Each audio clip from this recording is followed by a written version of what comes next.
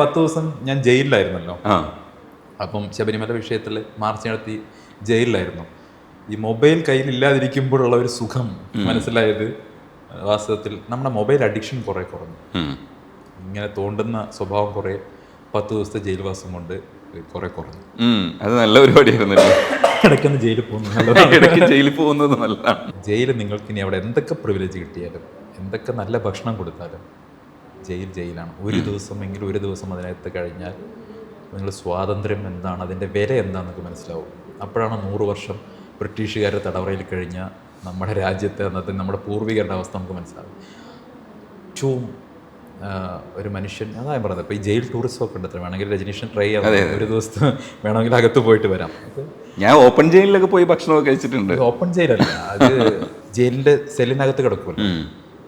ഈ സെല്ലൊന്ന് തുറന്ന് അതിൻ്റെ തൊട്ട് പുറത്തുള്ള വരാന്തയുണ്ട്. ആ വരാന്തയിലേക്ക് ഇറങ്ങുമ്പോൾ പോലും കിട്ടുന്ന സ്വാതന്ത്ര്യം ഫീലുണ്ട്. അത് അനുഭവിച്ചെന്നറിയണം.